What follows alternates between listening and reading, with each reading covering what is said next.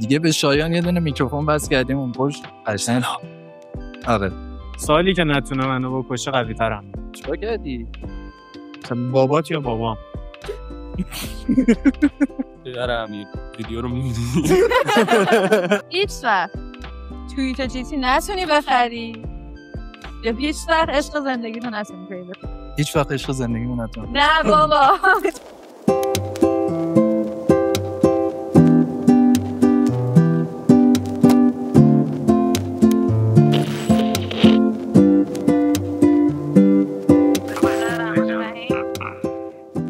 مگه شروع نشده؟ تو چیزه که مهمه باحاله که نه بابا. نه بابا چی؟ نه بابا چرا دقیقا همینجوری شروع کنم. خب شما دیس لیست دیگه چی بود؟ فرست Ladies first؟ نه first is lady. فرست is lady. اشتباه رو اشتباه کن. آره خب لیدی فرست این هفته چطور بود؟ این هفتم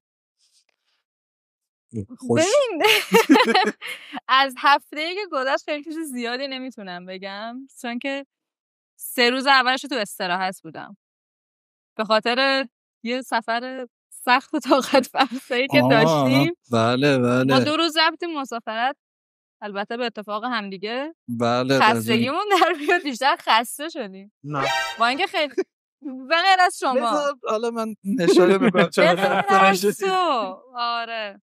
آره خلاصه وقتی رسیدیم من فکر میکنم تا دوشنبه فقط داشتم استراحت میکردیم خستگی مسافرت در بیاد.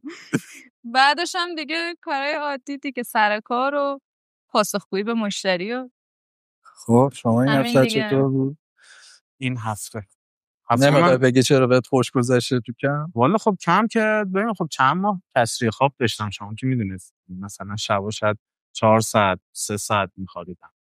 تو خستگی جمع شد رفتیم جنگل هوا خنک مسافرت و وقتی که اومدیم تفریح کنیم همش تو خواب بود. فضا سبز هوا خنک مه رو صورت چادر انداختی پتو رود میخوابی حتی تو ماشین میخوابی حتی نشسته رو صندلی میخوابی. اول تو ماشین من خوابم میومد و واقعا صبحش پا شدم همشون خواب. من رفتم چوبمو جمع کردم دورامو زدم تنها بودم صدای بقیه نمیومد از طبیعت لذت بردم از صدای طبیعت لذت تنها میرفتی خوب.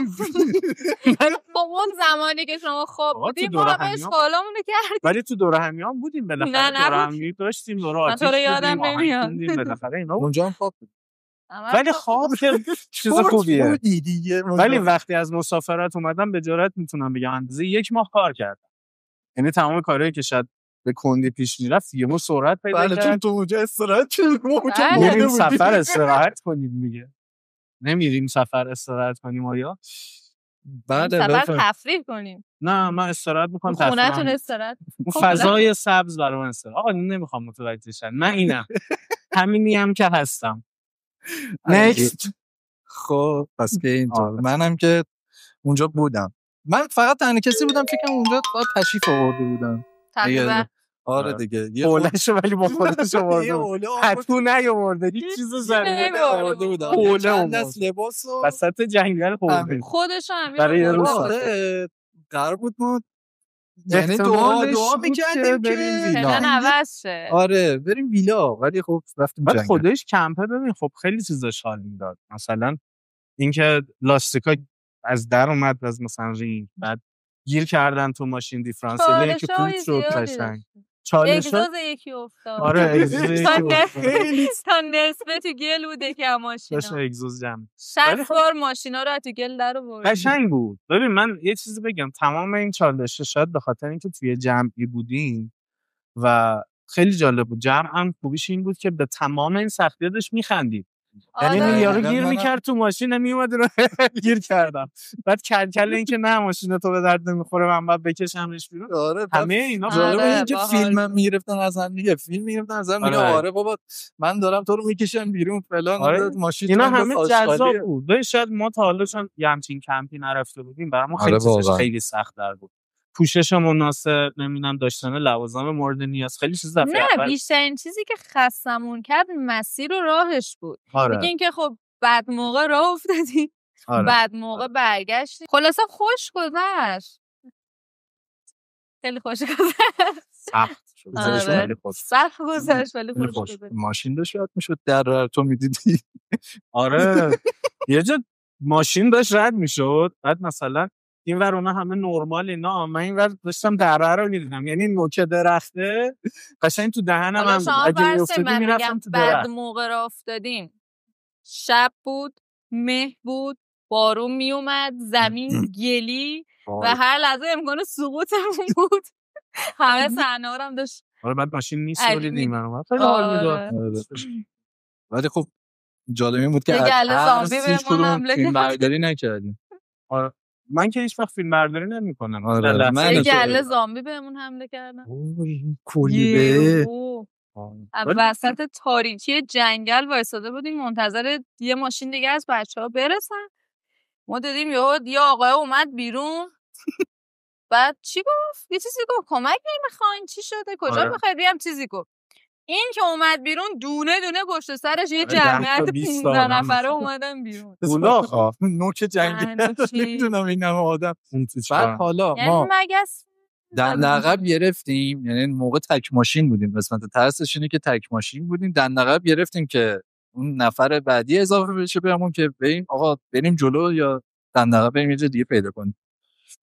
قسمت درسناکش این بود که جیغ و داداشون شروع شد. آره وایساده بودیم یهو شروع کردن یه مقدار آب انگور خراب خورده بودن، بعد آب معدنی تاریخ مصرف. آره اینا تاریخاش گذشته بود، اینا خیلی خوشحال شده بود. حواستون باشه عینه نخورد.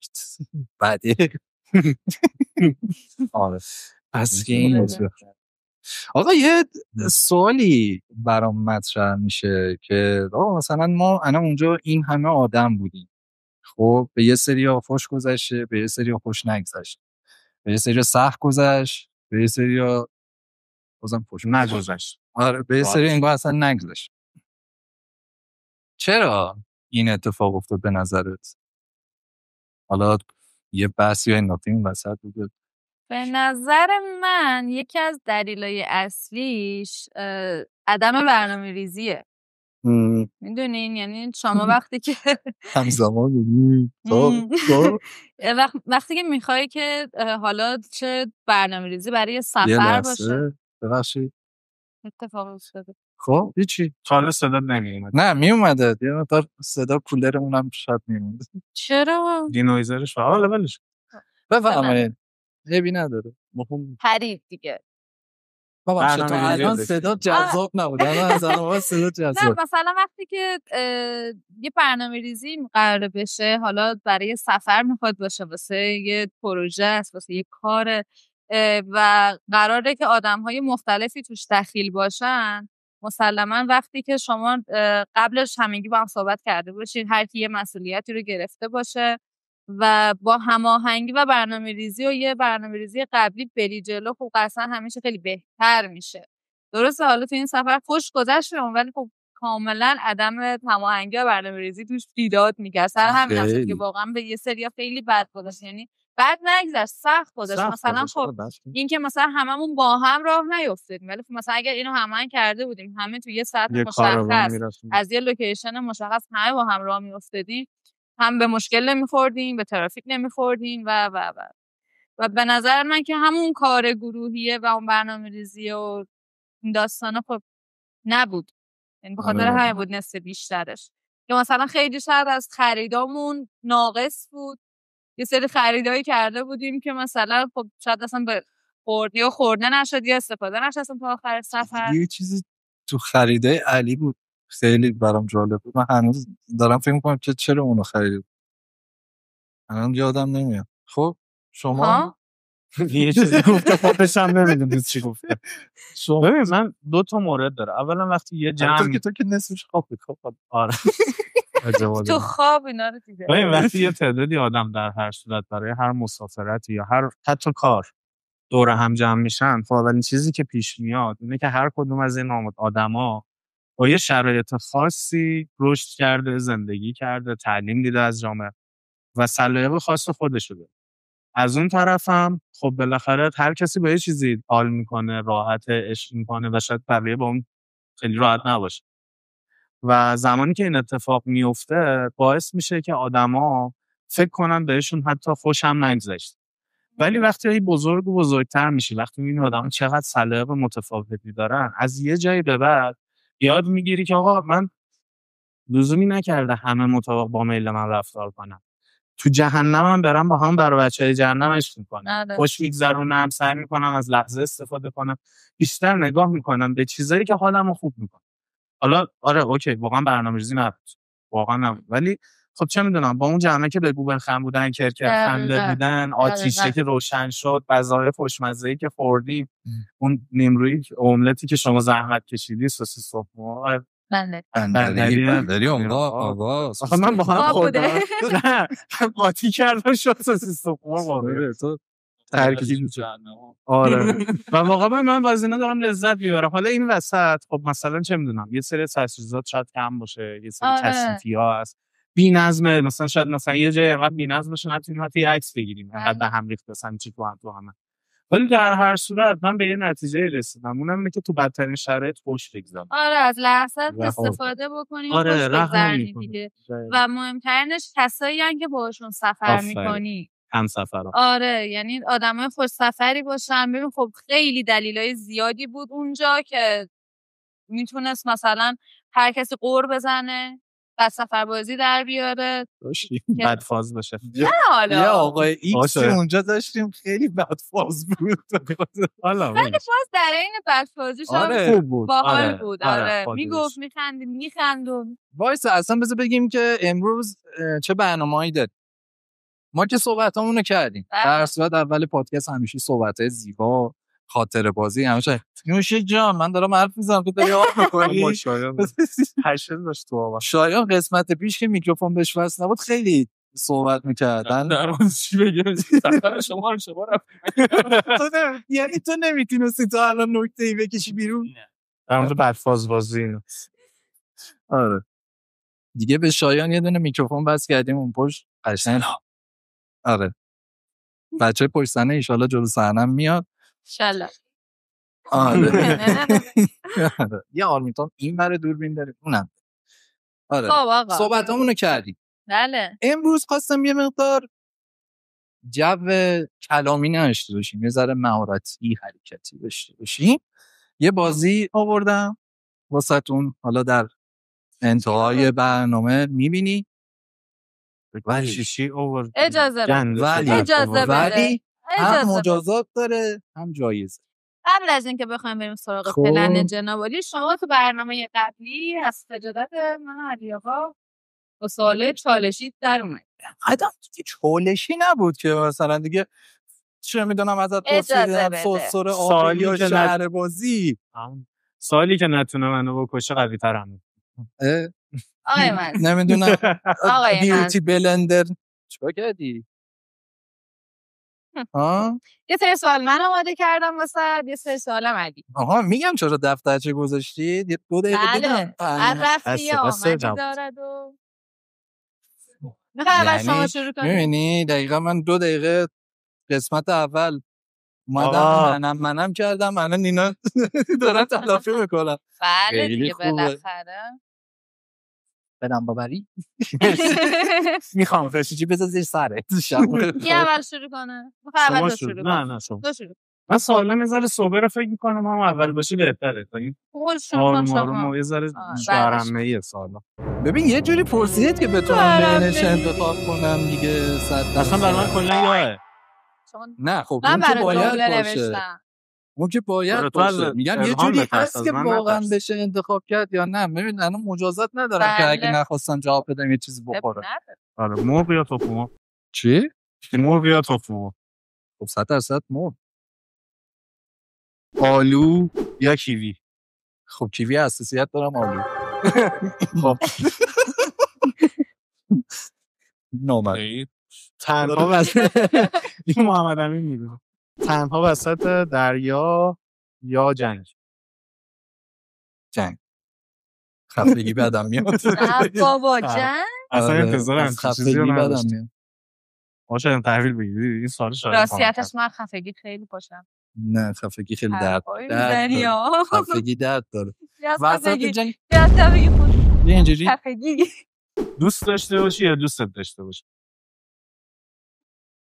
این سوالت خیلی قشنگ بود. تا الان دوست داشتم ولی دوست دارم از علامت دوستم داشته باشم. ما دوست داشتیم مردی گل رانندگی یا تیراندازی؟ 100% تیراندازی. خالصرم رانندگی با اینقدر تو این تهران رانندگی کردم پدرم نرومد. پای چپم عضلاتش خیلی بهتر از پای راستم. کلاچ گرفتم فرنگ دلت میسوزه. منم داشتم. آره داشتم. ارزان بخوام بابات یا بابام؟ داد شد خدا رحمت کنه بچه در بنده رو. ببین طبق هر چند رخیور عمو بهروز ما میذاریمش وسط. آره یادی ازشون کنه. ولی خب اون خدا بیامرزه ولی بحث احترام بابام. آفرین. یعنی بحث احترام نه باباش؟ بازم بابام. و بازی سایت یا بازی مارکت؟ پدرم بازی سایت. آفرین. پدر امیر ویدیو رو می‌بینی. رسمی یا اسپورت؟ ببین وقتی که دارم بدن میسازم اگر رسمی رو پیشم بهتر مشخص میشه ولی خب هوا گرمه جرأت ندارم. آره عرق میکنم. عشق بدون پول یا پول بدون عشق؟ عشق بدون پول یا پول بدون عشق؟ خب سالش کنیم مثلا یه ازدواج معمولی اصلا شوگرمان. چرا؟ نه خودش یه سواله. نه آقا مثلا عشق زندگی رو داشته باشی ولی فقیر باشی یا ثروتمند باشی ولی عشقی نداشته. 100% اولی. عشق داشته باشی پول نداشته باشی. عشقتون با هم میتونم کلی پول در بیارم. چون اگه فقط پول داشته باشم چه میدونم خدا میدونه چه میدونم اومدی هم بانو هم حتی میتونه عاشقم بشه. نه دیگه ولش کن چالش برای الهام کل زندگیته ثروتمند باشی عشق نداشته باشی. آره دیگه تا آخرام پول باشی ولی عشق داشته باشی تا آخرام اونم همینه تا آخرام فقیر رو دست نه ثروتمند باشه. الان سوال چه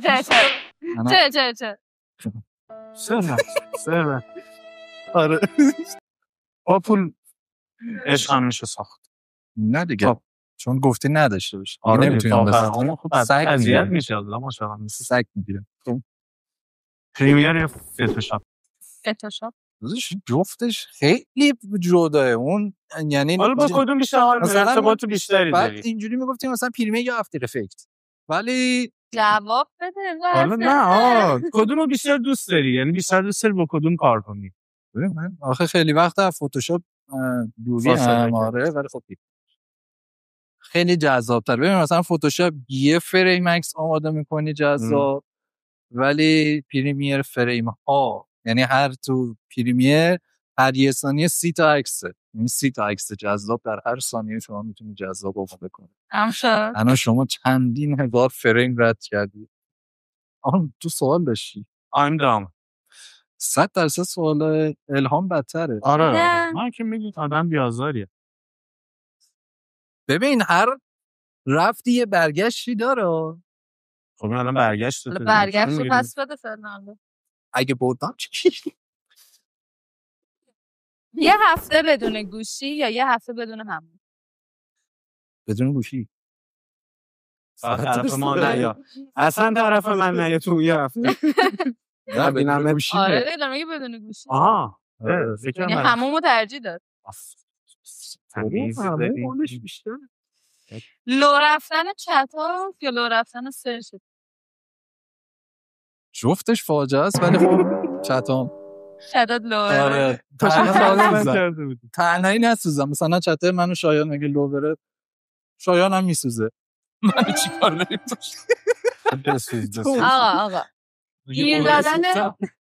گیر دادن پلیس یا گیر دادن دوست دختره؟ گیر دادن پلیس یا گیر دادن 100% پلیس. چرا؟ میونه خوبی داره. هر موقع هم گیر میدم بهش به من زنگ میزنه. سری رفتیم کلانتری گرفته بودن. که دستگیر میشم سر چیه؟ سر این که دستگیر میشم به جای اینکه استرس بگیرم آروم بشم خندم میگیره. افسر بیشتر سرمون لج میکنم. بیا بریم کلانتری. پیتزا برگر. خیلی وقت نخوردم. جفتش الان برام خوشمزه است. ولی ترکیبش ببین پیتزا چون یخم میشه میچسبه پیتزا. آره درود بر تو. آره یه شب گیم بزنی یه شب با رفیقات اشغال کنی. خب جفتش الان نمیره. من با رفیقات گیم میزنم دیگه. نه تنها گیم بزن.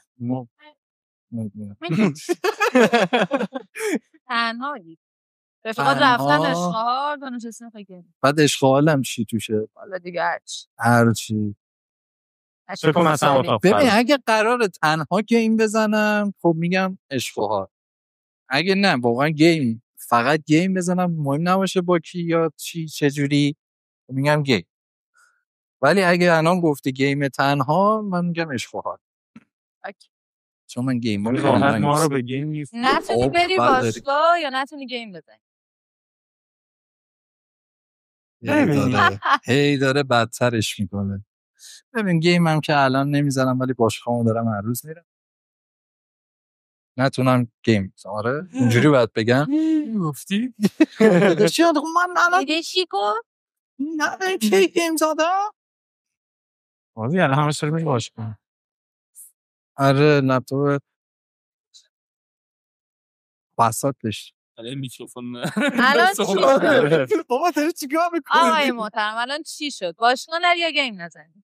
گیم نزنم. الان باشگاه تمام ببین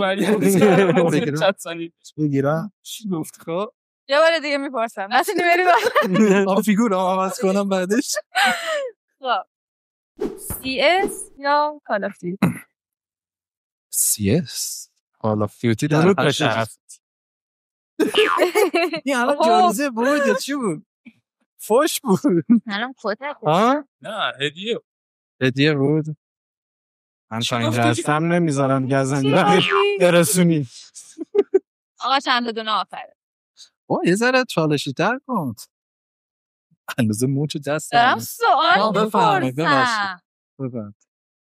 هیچ وقت توییت جیتی نتونی بخری یا هیچ وقت عشق زندگیتو نتونی پیدا کنی؟ هیچ وقت عشق زندگیمو نتونم. نه بابا دیگه در این هست هیچ وقت عشق یه روزی توییت جیتی میخری در بلن میفتی دنبال عشق پیدا نمیشه. اونم میافتن دنبالم. نه جواب به این سوالی که داری آقا عشق زندگی تو اندرزگو پیدا نمیشه. اشتباه داری میزنی. درررر من عشق زندگیمو داشتم از قبل. مادر شو بفهم سوال بری. این برنامه رو فکر کنم میخواد ببره خونه ببینن. مادرم این برنامه رو ببینن. هیچ وقت نتونی بخندی هیچ وقت نتونی بکسی. هیچ وقت نتونم بخندم هیچ وقت بوق بزنی اینجا شد. سعی میکنم سلامتیم برام مهمتره. هیچ وقت نتونم بخندم. ببین من همین جوریش برام داره مگه اون اتفاق نیفته. من به تو افتخار آخر هر چی گفتی شواب نشی فیت هم باشی یا تا آخر اینترنت رایگان داشته باشی. اولی جدی تا آخر اینترنت رایگان هم نه اولی پر سرعت خدا واقعا. هنوز صبح 2 تا تخم مرغ پس نخوردی بفهمی یعنی چی به خاطر رژیمت. سوسک زنده بخوری یا کرم زنده؟ پروتئین مهمه. کرم میزنیم.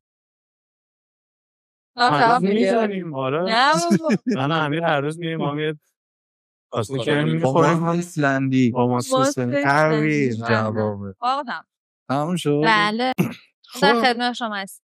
یعنی من الان چیز کنم شما نظری ندارین؟ در چه مورد؟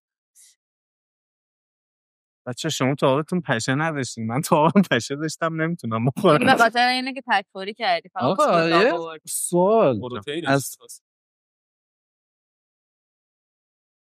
خدا بگم کارت کن. دیگه واقعا نمیتونستم کاریش کنم.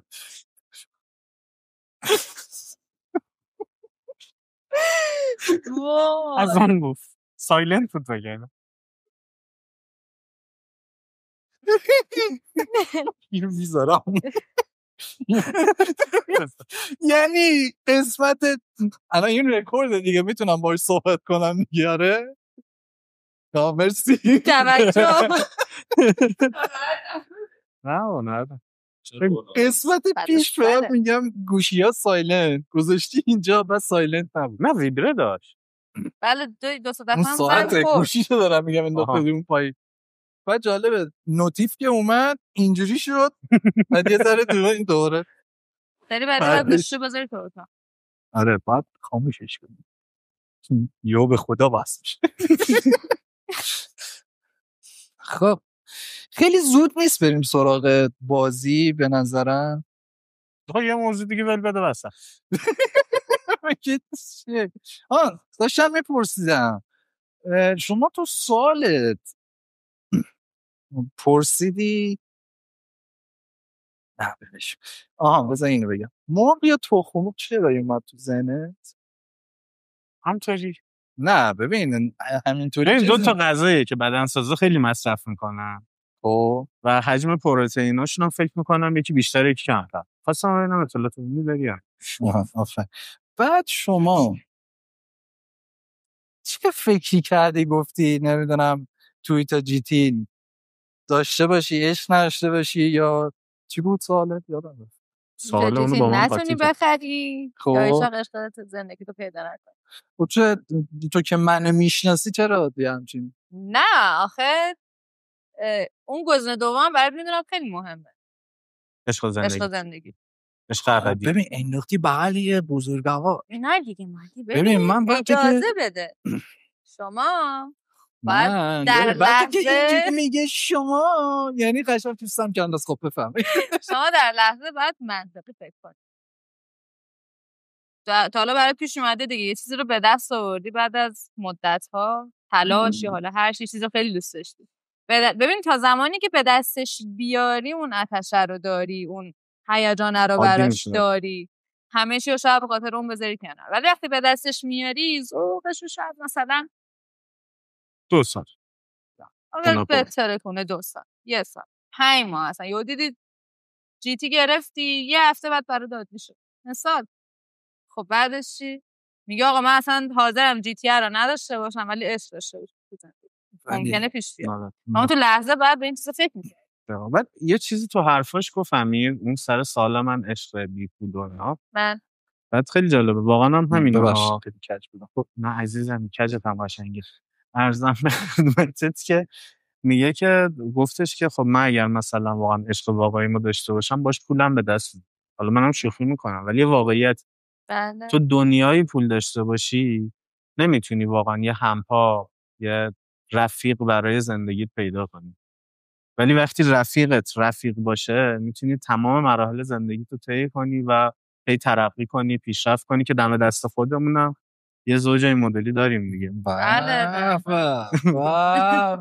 دیگه از کجا رفتی کجا؟ آره مثال داریم دیگه. ای دل ولی واقعا همینه. یعنی وقتی نگاه میکنی میبینی وقتی 2 نفر با هم تصمیم میگیرن که این زندگی رو شریک بشن اولا مثل همون تیم ورک هست. یعنی وقتی تیم ورک رو شروع میکنی سختی‌ها به چش نمیاد تقسیم میشه. توی زندگی هم شریک دقیقاً همینه دیگه. یعنی تمام این ماجراها رو خیلی راحت تر میکنه سهل الوصول تر میکنه یه سری مسائل رو. چی کار میکنه؟ کتاب با کرد گیر دادم به ما. این راحت تر میرسه به یه سری از مسائل سهل میشه آسان میشه و وصول. یه چیزی بگم ببین اگر بخوایم به ماهیت اصلی خود سوال بپردازیم آره اون که چالشه. نه این شکلیه که آقا مثلا هیچ وقت پول نداشته باشی ولی عشق داشته باشی تو زندگی یا ثروت رو داشته باشی ولی عشقتو نداشته باشی. بخوایم مثلا روی این داستان بریم جلو، هیچ وقت آدم نمیتونه 100% جواب بده به این. خب مثلا من میگم آقا من میخوام عشق داشته باشم، عشق برای من ارزش خیلی بیشتر از ثروت و مال دنیا چیزاست، ولی همیشه شما خلای جفتشو تو هر دو حالت حس می‌کنی تو زندگی. دقیقاً. میدونی چی میگم؟ بعد ببین خیلی شاید کم پیش میاد تو اگر که عشق زندگیت هم پیدا بکنی، عشقت همپا باشه. دقیقاً. یعنی مثلا خیلی باید خوش شانس باشی که شریک زندگیت چیه مردی؟ بفرمایید. جدی میگم خیلی ها هستن عاشقن، زندگی خوبی دارن، ولی خب طرفشون همپا نیست باشون، حامی نیست، حمایتگر نیست. میدونی چی میگم؟ اینو بذار از زبون یه مرد بگم. بفرمایید. بچه این ولی از زبون مرد. ما هم که پسر بچه. ولی زمانی که حس میکنم که یه مرد واقعا عاشق میشه، میتونه به خاطر اون عشق یا به خاطر اون دوست داشتن بیش از حدش تمام دنیا رو به دست بیاره. یعنی تو حتی تو تاریخ هم نگاه میکنی بیشتر وقایع تاریخی پای یه زن در میون بوده. بله. و این واقعیت حتی جان. چیه بالاخره این واقعیت زنش کدوم بود؟ چی؟ زن تو جنگ کدوم بود؟ بماند. خب خیلی انشالله بچه حالا سیاسیش نکنیم بچه ها ناراحت میشن سیاسیش کنیم. علی تا صبح حرف من حرف دارم خدا رو شکر. قشنگ یه اپیزود 1.5 ساعت قشنگ میتونیم علی فقط ازش بپرسیم جنگ چطور بود. تمام شد اپیزود 1.5 ساعت. درسشو خوندم. خب بفهمید منم خیلی درس خوندم. تو نظر خودت چیه؟ منم امپراتور رو باهات دیدم. چه نظر تو؟ چی؟ آلزایمر داره. مسئله که داشت راجعش صحبت می‌کردیم 10 دقیقه. چی شده؟ هیچ. منم دقیقاً با این قضیه هستم که اگه واقعا عشق باشه، صمیمیتی باشه، نه اون تیم ورک وجود میاد. مثلا چه میدونم یه وزنه 10 کیلویی 2 نفر بردارن میشه 5 کیلو نفری. حالا این وزنه هرچی سنگین‌تر باز نصف. حالا اون موقع بچه هم میاد. حالا بچه رو به کار نمیگیریم. من خیلی بازش کردم. آره همین هدف از زندگی مشترک بچه داشتن. یه دختر بچه دوست داره. همین عشق دختر بچه یعنی دیوونه. سریع هم نفسرت نمید. من بعضی موقع یه دختر بچه دوست دارم داشته باشم ولی زنشو نه. مادر نمیدونم کاش خدا یه چیزی علمی چیزی بیاره بفروشم. من یکی از چیزایی که شاید واقعا همیشه دوست داشتم یه یتیم خونه داشته باشم همین بوده. مگه لک واقعا بچه‌ها رو دوست دارم. چی؟ یا مگه لک نمیورد؟ بس چرا میارن؟ چرا لک با آدمایی که متأهلن فقط سفارش اون اکسپت میشه. آره یه سایت داره اولش میپرسه متأهلی یا مجرد. آره سینگل بشه میبرم چجور. آره بعدش هم میزنی متأهل میاد ازت میپرسه. این پشت نشسته داره سال چالشی میبرد. ببین ای آدم از شما نظری نداری؟ واسه صداش نمیرزه. پد سره بابا پیش میاد تو کار. اینجا مثلا ما یه مصاحبه رفتیم ضبط کردیم با یه آدم خیلی واشو درواسی داشتیم. مصاحبه تمام شد دیدیم دوربین ضبط نکرده. کلا ضبط نشده. کلا ضبط نکرده. آره بعد تنها کاری که من اونجا کردم سوال پرسیدم، گفتم علی این سوالم میشه بپرسید. بعد به علی آقا اشاره کردم که ضبط نشده. بعد علی آقا از اون ور سوالو دوباره چرخون انگار مصاحبه از اول ضبط شد. ببین من چی کشیدم اینجا. در لحظه جمع کردیم. بله.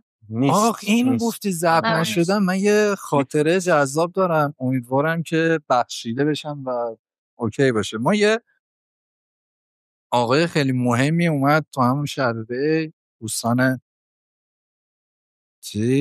ولا بهش میگن. آره میدون نماز.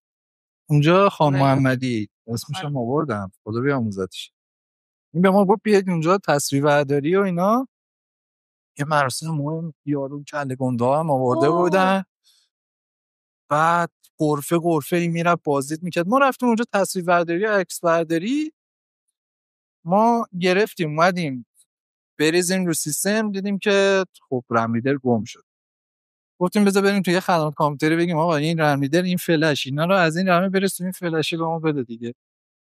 بس کرد رمریدر خودش زد دید رم بالا نه. رم رفت رو چی 100% فرمت. یعنی تا میزدیم میگفت بس 100% فرمت. ما هر کاری ریکاوری اینا این بنده خدا هی به ما زنگ ما پیچ داره تدوین میشه، داره کاراش انجام میشه دیگه، عمرش به چیز نبود. خدا بیاد قضاتش. شب دارکیه میدونم بنده خدا امیدوارم که منو ببخشه، ولی این پروژه هیچ وقت تدوین داده نشد و هیچ تصویری همون مراسم پخش نشد. اون موقع با هم همکار نبودیم. آره بگم موقع من خیلی سال 96 بود. خدا بیامرزتش، خدا شما ببخشه، خدا از سر گناهات بگذره. چی؟ نه فکرشو نمی‌کردم، چیزی نبود که اگه بود که جواب میداد. آره هیچ خدا بیامرزتش. سه ماه آره تلاش خودمو کردم دیگه بالاخره. چجوری مرد؟ این بوده خیلی وخیمی اینجا داشت. آره بعد ما موقع تو شاپخونه کار میکردم دیگه، به همون که میومد تو شاپخونه سرفه‌اش شروع میشد، بعد ما نمیتونستیم جلو خندش کنیم، سرفه‌های خیلی عجیب غریب اینجوری. بعد مثلا رفیقم بغلم نشسته داره تحرش میزنه، من اینجا این میومد بین ما میشه، در گوش من با صدای درم میومد، من میخواستم بهتره که من خنده بابا برو بیرون اینجا بو بنر میاد رو رنگ اذیت میشی. خدا رحمت. آره این خیلی یه خدا بیامرزی میطلبید شب جمعه. پیرم. اولین فروشت چی بود؟ اولین فروشم ترامپولین فروختم 800,000 تومان. اولین فروشت الان 30 میلیون نکنش. ببین دوست داری یه جوری ببری سیاسیش کنی. نه کلی میگم بدونی چقدر قدیمه. خب شما؟ من اولین فروشم تجهیز یه خانه بازی 37 متری بود. خیلی بزرگ بود. منم که جمع کردم. من اولین فروشم توی شهر بازی اگر منظورت این بود، ولی تو چیزای دیگه آره من که فروش تولید محتوا زیاد داشتم. بله اگه فروش جنس باشه من فکر کنم یه دونش بود خیلی مستقیم خودم بود، یه دونه آره فوتبال دستی به چیز فروختم، شرکت سویچ، کاملا بی ربط. یه حیات کوچولو داشتم می‌خواستم توش فوتبال دستی بزنم، اونم ارتباط رفیقم بود دیگه. دمت گرم علی. خب علی خوبم. به نظر واسه این اپیزود بسه بریم سراغ بازیمون، چون بازیمون خودش کلی تایم قرار بگیره و مجازات داره. مهارت دستی نداره. من میدونی که چجوری می‌نویسم. هدف گیری داره. ولدی؟ خیلی خوب. نه با دست خب نمیشه. حالا اگه فلسطینیا تو این بازی خیلی میتونستن خوب باشن، شما هم که شلات دار که چیه رفت فلسطین بعد میگن حرف نزن. آقا بریم سراغ بازی. خب امیر چی آوردی برامون؟ بچه اول چون جدیدیم که بالاخره اینا رو آوردم تو کات که قراره بازی کنیم. حالا بازی ما چیه؟ ما اینجا یه تعداد توپ داریم، میشه دست بزنیم. یه تعداد توپ داریم، اونجا مقابلمون هم یه تعداد لیوان. 6 تا لیوان داریم، 3 تاش مجازاته که اینجا می‌بینید رو میز. 3 تاش جایزه نقدی. چیا هست؟ آره 3 تا جایزه نقدی. بگو چی توشونه دیگه؟ بگم؟ آره دیگه بگو رسیپیشو بگو. چرا ترسناکه؟ آره اون شبیه حنا شده. اون که شبیه حنا شده شکلات، نمک، زردچوبه است. اون لیوان توش دوغ، عرق زنیان و نوشابه این الان با کامل بخوریم زیروه. خیلی لطف کردم که بچه‌ها رژیم هستن مثل خودم اذیت نشن. این یکی موز، سس تند و آبیشنه. حالا این پولا چیه؟ این پولا مال منه. این پولا جایزه نقدی، یعنی 3 تا از لیوانا جایزه نقدی داره که یکیش 100,000 تومان، 200,000 تومان و 300,000 تومان. من خرج نکردم. این برنامه اسپانسر داره. اسپانسر این برنامه جناب آقای وحدت‌پور هستن که پشت دوربین هستن. اتفاقا دستشون درد نکنه. و ما می‌خواستیم واسطش الکی بازی کنیم ولی خب نه واقعی شد و اسپانسر داره دیگه. بچه‌ها اومدن تو بازی و بدیم و ببخشید. آره خب هر کی تک بیاره بازی کنیم، اول شروع کنه بعد دیگه ترتیب موقع از قیچی. آره بذار ترتیب بیاریم. بعد هر نفر 5 تا توپ میندازه، اگه انداخت که مشخص میشه چیه چه بلایی قرار سرش بیاد، اگه نه میره ته صف دیگه. ببین نوبت‌ها رو مشخص کنیم بیا جلو. هر کی تک بیاره. خب 2 تا شد. تک بیاره. خب باز 2 تا شد. تک بیاره. خب نفر اول الهام. بابا بریم برای نفر دوم. 1 2 3 1 2 3 خب من نفر دوم بازی کنید با هم. بریم واسه نفر سوم. کام از شانس ها معلومه که مجازات رو کار کنیم. نفر سنگ کاغذ چی بدی؟ سنگ کاغذی کنن دیگه. نفر سوم آره سنگ کاغذی. سنگ کاغذ یه دونه کاغذ قیچی.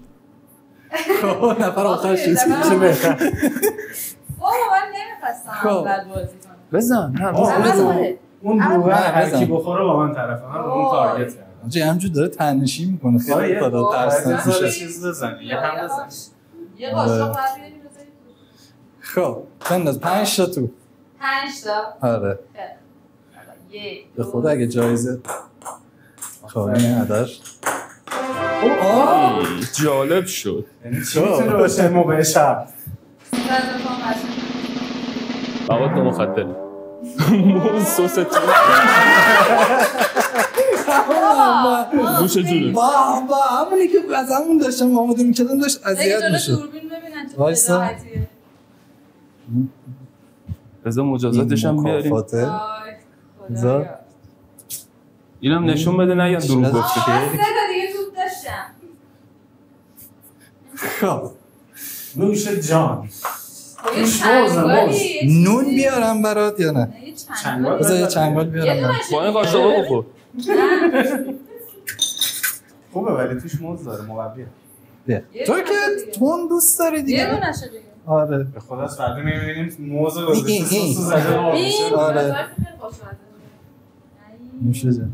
خوشمزه است بابا خوشمزه. یا شاید سوسیس بیشتر ولی. چطور بود؟ از جنس حالت بگو واسم. خیلی تنده. ولی نه خوشمزه بود. میشه من بودم میسوزم. میشه من تستا؟ خوشمزه بود اما چی خوشمزه پیدا کردیم؟ موز سس تون آبیشه. بزن بخور. اما میشه کنم بچه قرار بود اسمش مجازات باشه. کنار بیا بوده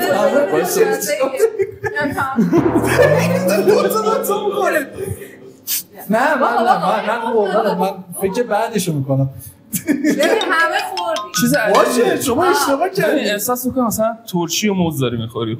سرکه بوده. یه مردی یه دونه. نه دیگه ببین آقا قرار بود مجازات شده. چرا خوردم. نه یه دونه خوردی. تو باید 2 تا بخوری. آقا چرا من چقدر تعارف میکنه. چی ندی؟ آقا بقیه تو پاهم هم بندازم. چی نخورده داره چی بازم بندازم. نه دیگه تو بردی جایزت. کی بود نفر دوم؟ یه دور دیگه هم داریم دیگه. نفر آره دیگه اگه توپا تمام نشد فینال بعد مثلا سر مجازات میخوای یه کاری کنی شما تو جای لیوانا رو میدونی من نه. خب تو ندیدن که ندیدی مطمئن واقعا خیلی عالی بود. بریم اگه باحالی بود نه؟ همه هم داره تیرک هم یه دونه لیوان میزن. چند تا تو؟ 3 تا بود؟ عالی. اون که دیگه واقعا کات برداشت قسمت صافش اوه بغلشه قسمت نبود. آره آرمیتا شکلات زد مزه خدا رو شکر. آخرش شد؟ چند تا شد؟ خب جالب موقع حین انداختن داره سوالشو میپرسه. باشه من بودم خدا اگه پول ببری میزنم شاید اسمت نبود دوتا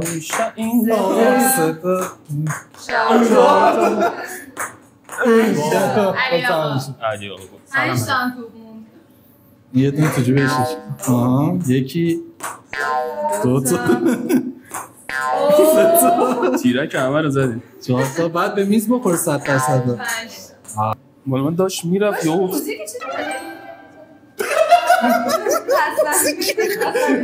این تو ادیت مشکل کپی رایت داره اینجا. نه آقا الان انرژی نداشتم بفرمایید.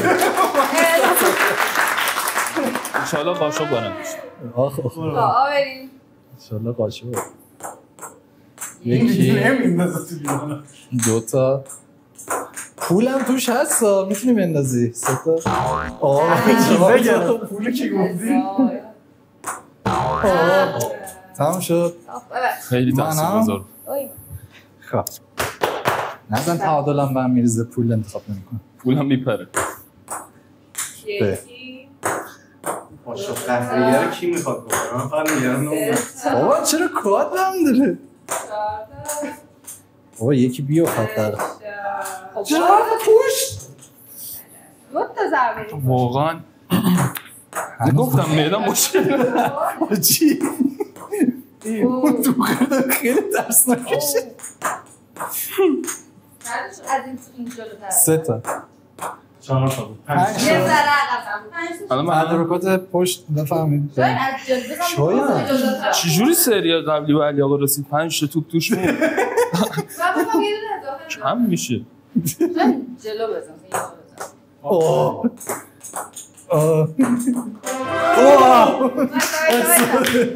چه جلو شد انشالله خوش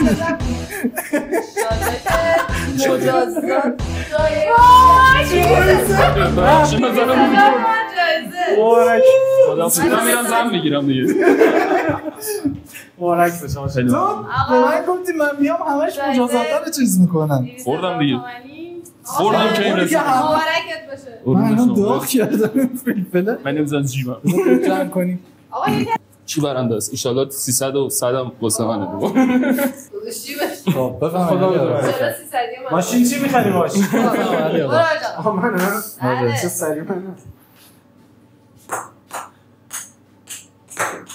ببین ضربش باید بودتر باشه یعنی اگه یکی اون بود دیگه دارم جایزه رو تو میبود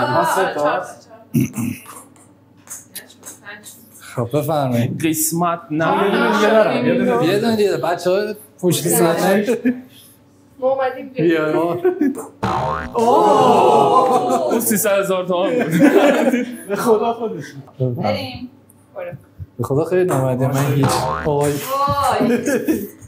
دو تا آره فقط دوغه به من 3 تا خیلی داره بدتر میشه دوغه داره میلرزه خودش دیگه اینطوریه ای بابا قابلیت ها ما دست دادم دور اول تو برده منو دیدی باختی بندازم آره بریم این یک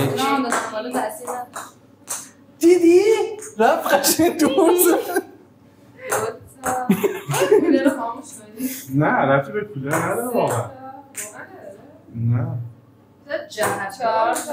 ببین خیلی ضربه اول رو جلو میزنیم یه توپه شد خیلی دوست داری جایزه بری چون بعدران میخوای یه دست بکشم رو سر چاپ آره وای احساس میکنم 300,000 تومانی رو نشونه گرفتیم چون علی آقا 3 تا برو 4 برو دیگه 5 تو چرا انقدر زود ناامید میشی خیلی تاثیرگذار خدا باید بیشترش دارم شاید جایزه ها برنده 3 دوره قهرمانی قبلی شاید نیت کرده با حدود نزدیک 1 میلیون بره آره این چرا 3 تا 4 تا 5 تا نه 4 تا 5 شد منم بله بفرمایید سلام ندید بخواه برو جلو بلسو جا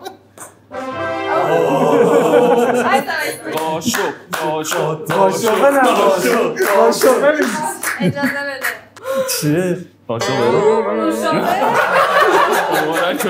اینه یه قاشق میاریم. نه بایستا. خیلی سمه.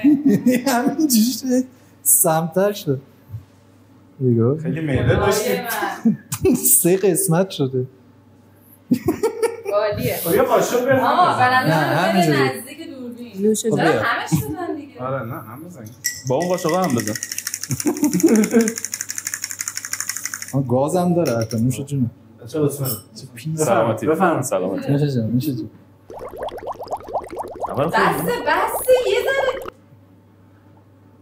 هر شده میلرزید. نه مجازات نه این بعد منظور بگم. وای. چرا ادامه دادی؟ فهم نگاه. نوش جون. قرار بود یه من فقط عاشق اینم رنگ حنا شده. من فقط از اون میترسم واقعیش نیست. حالا منم دوباره. بفهمید. حالت تنوع. ما پشتمون رو میکنیم. مهندس شما به عنوان اسپانسر ما پشتمون رو میکنیم جا لیوانا رو عوض کن ستایی بچ. نه دیگه برگرد یه با چش کجام ببینم منو خب بریم 3 تا لیوان مونده 2 تا جایزه داریم یه مجازات من کاش مثلا جایزه ها میره فقط مجازات میمون متاسفانه بفهمید 1 2 3 خدا رو شکر خدا رو 100,000 مرتبه شکر بازم شکر هول نشد 300,000 تا مال منه هول نشد وای خب بریم 1 وای بابا خیلی نامردی بود 2 اون 300,000 تومانیه 3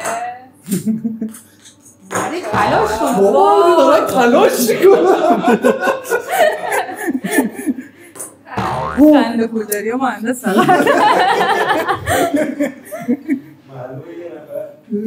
یعنی به من میرسه یا حالا بعدا جمع میکنیم انشالله که 300,000 تومان بیفته دستش محتاج نیستی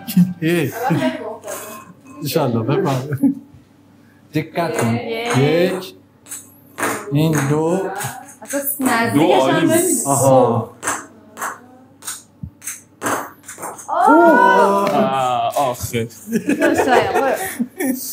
من ترجیح میدم خودم شاید که شکلاته بهت میاد الهی 1 2 3 تموم شد بابا آره برو جلو بابا خیلی به جلو نظرم میندازی بیاین عقب راحت‌تر می‌زنی خیلی نزدیک میندازی جرزنه به تمام شده توپا هی بیشتر میشه بریم آقا تکثیر میشن بریم برو 1 عالی بود 2 3 4 5 رد شدم به خدا دارم تلاش میکنم 1 بیا تو کار 2 این دیگه باید میفته به خدا قاشق جایزه 300,000 من دستم این هم بذارید اون وقت آفرین خب دست بده شاید دیگه بازی نمی‌کنه انگیزش از دست داد الان من اگه اونو ببرم تازه میرسم به تو جیبشو بزنید نفر بعد من کی بود؟ نفر بعدی من کی بود؟ تو پاشو جمع کرد اینو بده من این رده خارج برو نکن اینو میدادی به من که من 300 تومن این اینوری باشه یا اینوری باشه بغلم یا اینوری باشه الان میفته دقیقا مجازاته. بچه یه مجازات یه جایزه. یه 100 تومن یه حنا تومن. حنا 3 حنا یه خوراکی هست. 5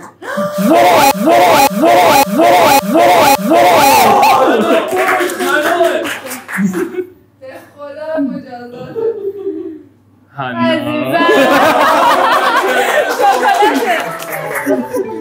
نوش جان من خودم محتاجم بود. یک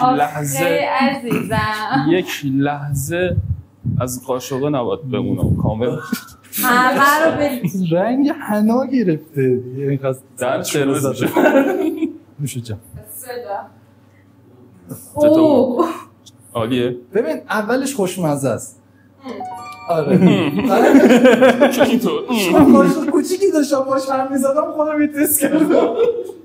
وای چه با بیمارستان میدونی؟ یه چسبه بده. دم میکروفون. نظر تو آهنش هم آهن رباطش رو پیدا خیلی شوره. رو پیدا میکنی. حالا بگید دست. همه با هم. چه نه دیگه نوش جون. خب این یه لیوان رو چیکار کنیم؟ اونو من برمیدارم. دیگه هر کی ببین این چرخه دیگه هر کی زد قسمت خودشه. خب بعد آنتا باشه.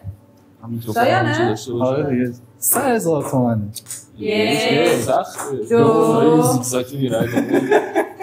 3 قشنگ تو مسیرش بود. 4 این گیر خودشه.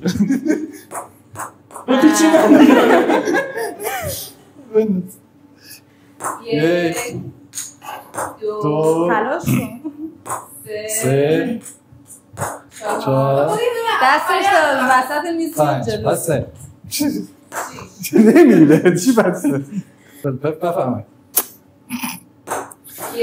موقع شام خوردن میشه دیگه شام بهت بدن آقا یه دستم باشه این از دستشه باشه 3 4 برو 6 7 هم برو